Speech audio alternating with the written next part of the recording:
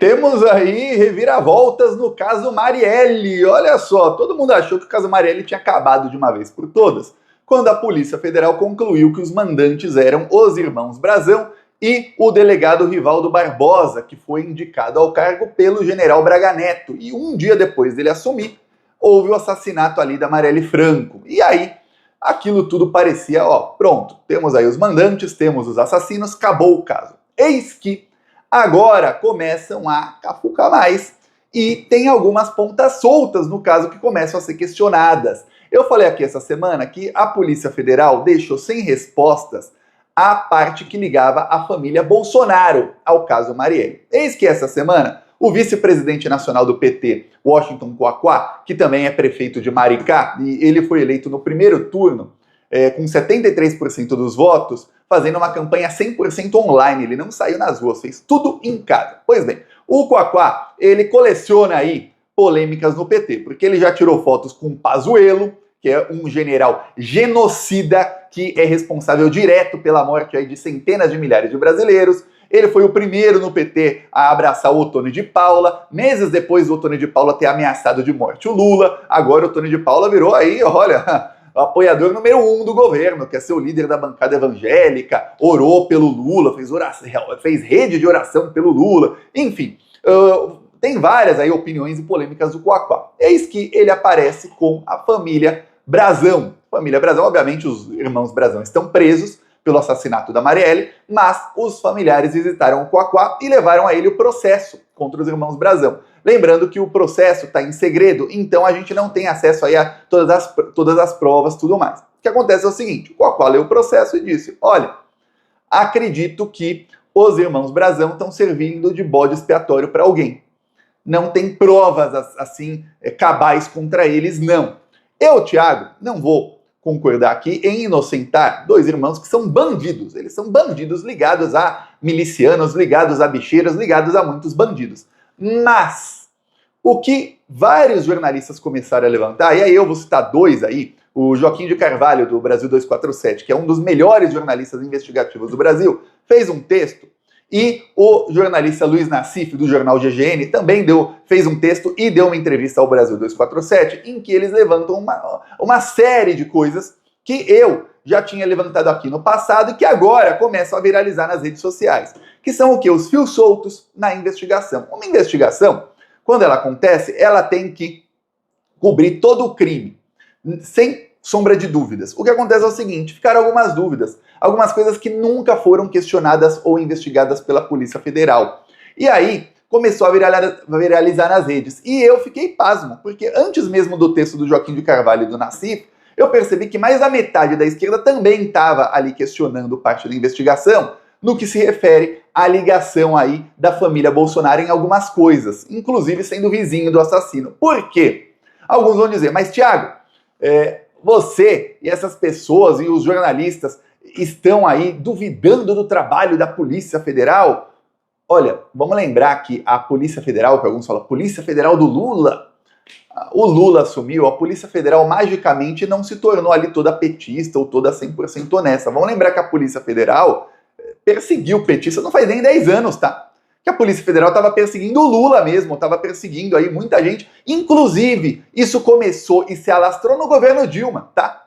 A Polícia Federal perseguia todo mundo, fazia acontecer e não acontecia nada com os delegados que cometiam até crimes. Tinha policial federal que estava plantando escutas na cela de presidiários da Lava Jato. Foi a Polícia Federal. Muita gente fala do Dallagnol e do Sérgio Moro por conta da Vaza Jato, mas todos esquecem dos delegados e agentes da Polícia Federal que são fascistas, nazifascistas, e estavam ali em conluio com o Sérgio Moro e com o Dallagnol, tá? Eles não fariam tudo aquilo se a Polícia Federal não tivesse em conluio com eles. Ok. O que acontece? Sai o Bolsonaro, entra o Lula, a Polícia Federal estava sob pressão para fazer ali a investigação. E a prova cabal que a polícia conseguiu contra os irmãos Brazão e contra o Rivaldo Barbosa é a delação do vizinho do Bolsonaro.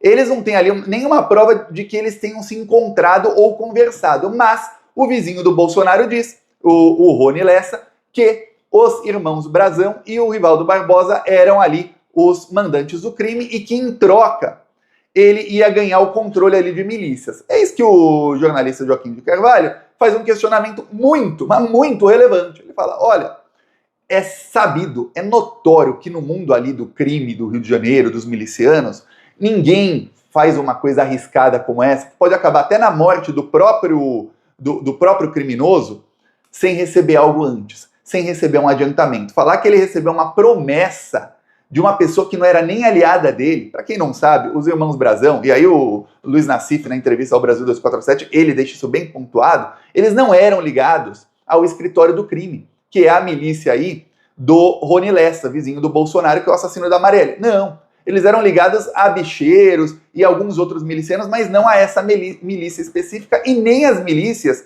que atuam ali na região de Rio das Pedras, que é a região onde todos os milicianos são ligados à família Bolsonaro.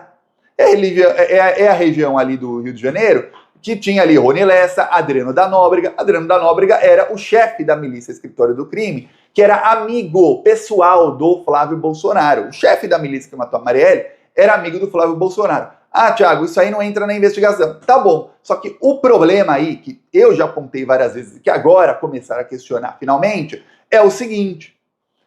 Quando a Polícia Federal descobriu quem eram os assassinos, é o Elcio Queiroz e é o Rony Lessa, vizinho do Bolsonaro. O Rony Lessa é quem apertou o gatilho e o Elcio Queiroz era o motorista. A Polícia Federal fez o roteiro ali, de onde eles saíram e como eles foram para ali onde estava a Marielle para assassiná-la. E aí a Polícia Federal viu que eles foram até o condomínio Vivendas da Barra, onde moravam Carlos e Jair Bolsonaro. E o Renan Bolsonaro também morava lá. Ok.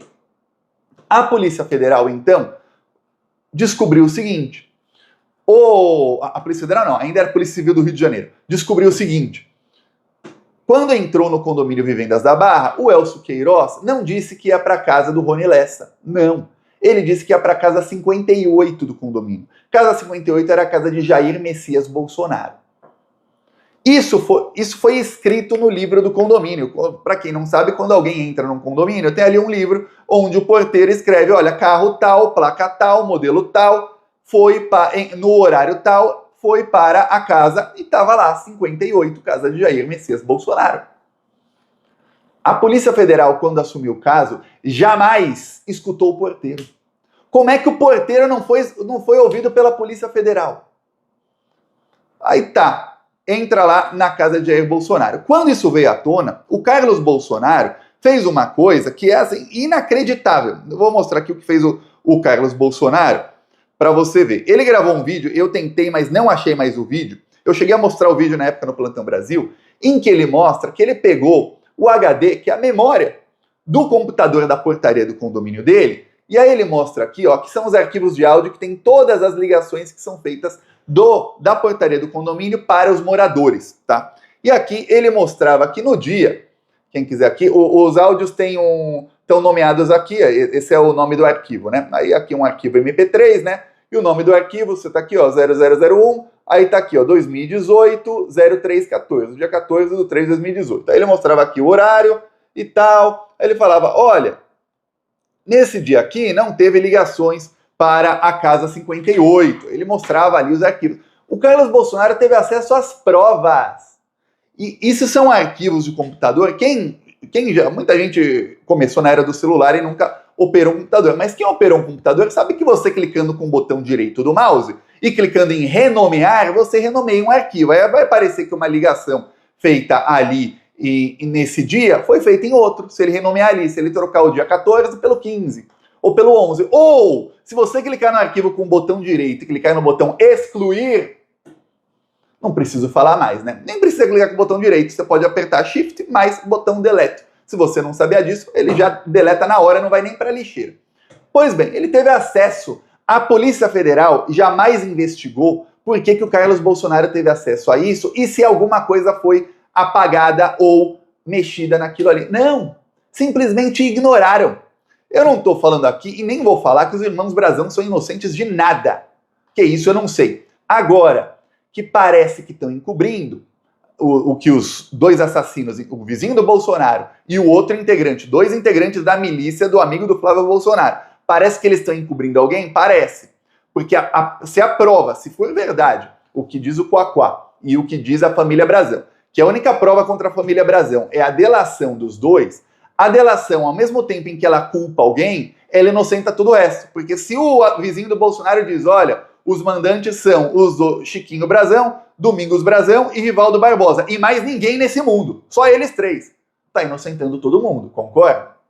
Então, o problema aí não é ele ter delatado os três, a partir desse momento a Polícia Federal simplesmente fechou todas as outras hipóteses, acreditou piamente e cegamente na palavra do vizinho do Bolsonaro, que, como eu vou te mostrar aqui, numa entrevista à Veja, ele já tinha dito que ele foi ajudado pelo Bolsonaro. Tá aqui com vocês o Rony Lessa, vizinho do Bolsonaro. Com vocês, Rony Lessa.